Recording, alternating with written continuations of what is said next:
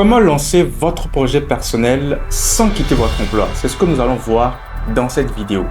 Je vais te donner 2 astuces pour pouvoir lancer ton projet en parallèle de ton travail. Alors, ces 2 astuces vont se concentrer, seront orientées sur la gestion de ton temps afin de concilier travail salarial et projet personnel. Dans la prochaine vidéo, je te donnerai 4 autres astuces qui seront orientées sur d'autres axes afin de te permettre de pouvoir concilier la gestion de ton projet personnel et de ton travail salarial.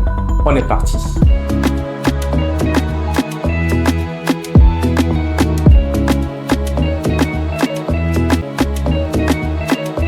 Mais avant de poursuivre, si vous souhaitez aller plus loin, c'est-à-dire de passer de la théorie à la pratique, vous êtes le bienvenu car j'ai conçu un programme d'accompagnement qui s'adapte à votre situation. Que vous soyez étudiant, salarié, avec ou pas d'enfants, justement le programme est conçu pour s'adapter à votre situation. Il se déroule au travers de séances en visio et en présentiel si possible. Je suis tellement convaincu de pouvoir vous accompagner à lancer, à gérer votre projet en parallèle de votre travail que cet accompagnement est assorti d'une garantie satisfait ou remboursé. Les méthodes utilisées ont fait leur preuve d'abord sur moi-même et ensuite sur d'autres personnes que j'ai pu accompagner. Donc, allez dans la barre de description, cliquez sur le lien qui vous permettra de réserver 45 minutes de coaching gratuit, totalement gratuit, il n'y a pas d'engagement. Donc, pendant ce temps-là, on va pouvoir voir dans quelle mesure est-ce que je pourrais vous accompagner dans le lancement et dans la gestion de votre projet en parallèle de votre travail. On se retrouve de l'autre côté.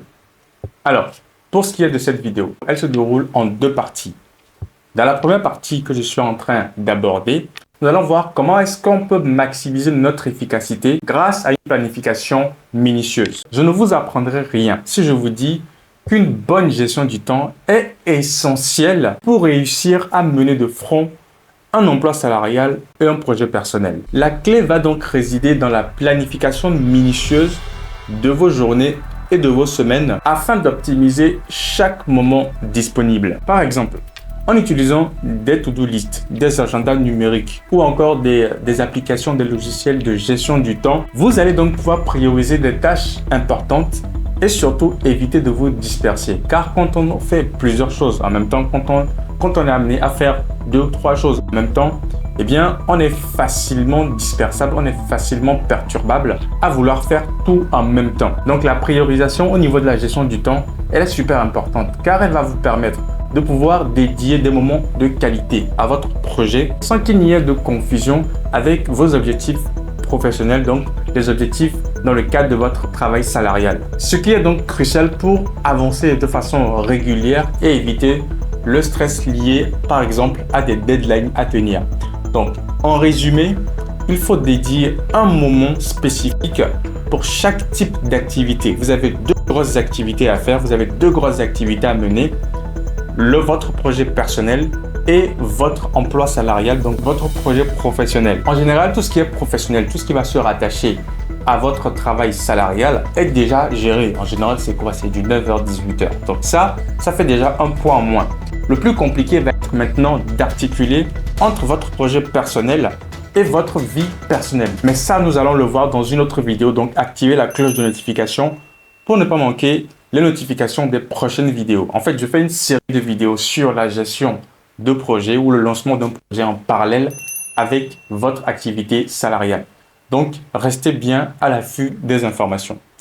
Maintenant, pour la deuxième partie de cette vidéo, toujours dans la logique de pouvoir concilier projet personnel et objectifs professionnels, il va falloir que vous puissiez arriver à éviter la procrastination. Comment vous faites pour éviter la procrastination? C'est en définissant des objectifs clairs avec des deadlines, avec des délais précis qu'il faudra bien sûr respecter. Il est très courant que lorsqu'on jongle avec plusieurs activités, moi dans mon cas par exemple, et c'est bien sûr dans le thème de cette vidéo, donc activité personnelle, projet personnel et activité professionnelle, j'ai souvent été amené à procrastiner autant sur des objectifs professionnels que sur des objectifs personnels. Je vais vous expliquer comment est-ce que ça se manifeste dans un objectif, dans le cadre professionnel. Je me rappelle, c'était il y a quoi, un an et demi, je devais prendre une décision dans le cadre de mon travail salarial C'était en fait, on m'avait proposé de quitter un service vers un autre service. Alors, je précise, c'était pas une promotion, c'était juste une évolution de poste sans être une promotion. Je devais rendre ma décision, donc soit de rester dans le service dans lequel j'étais ou de passer à l'autre service. Il n'y avait pas, si tu veux, de deadline. On n'avait pas dit qu'il fallait le faire dans tel délai. Et donc, il a fallu qu'on me relance plusieurs fois avant que on me dise finalement il faut rendre ta décision pour telle date et que je le fasse en ce moment-là. Donc, j'ai eu besoin qu'on me fixe, donc qu'une personne extérieure me fixe une deadline avant de pouvoir respecter ou en tout cas avant de pouvoir finalement prendre la décision que j'avais à prendre, décision pour laquelle j'ai longtemps procrastiné. D'où la nécessité de se fixer une deadline qui permet du coup de réduire la procrastination ou carrément même de complètement bannir la procrastination. Maintenant, la procrastination dans un projet personnel est beaucoup plus courante. Je pense que c'est quelque chose qui gangrène beaucoup de gens qui n'arrivent pas à faire ce qu'ils disent depuis longtemps, justement parce qu'ils procrastinent. Ils se disent qu'ils vont le faire demain, mais en fait, le lendemain, est remis au surlendemain, ainsi de suite.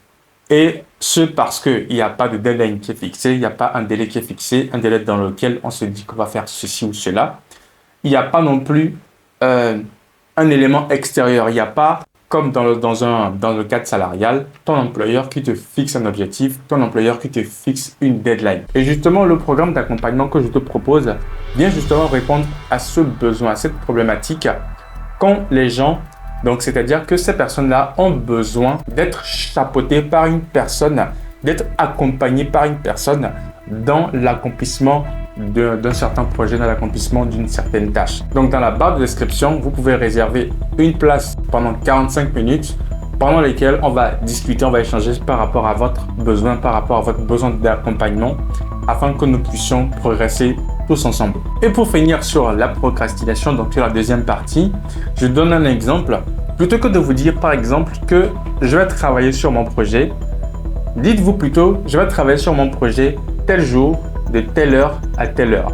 Ça vous permet d'avoir une évolution constante, de travailler de manière continue en veillant à ce que chaque tâche soit faite car elle doit être faite tout simplement. C'est la fin de cette vidéo. N'hésite pas à la partager à tes proches si tu penses que quelqu'un a besoin d'être accompagné ou quelqu'un a besoin juste des conseils que je donne afin de pouvoir concilier entre projet personnel et emploi salarial. À très bientôt. Prends bien soin de toi. Allez, ciao!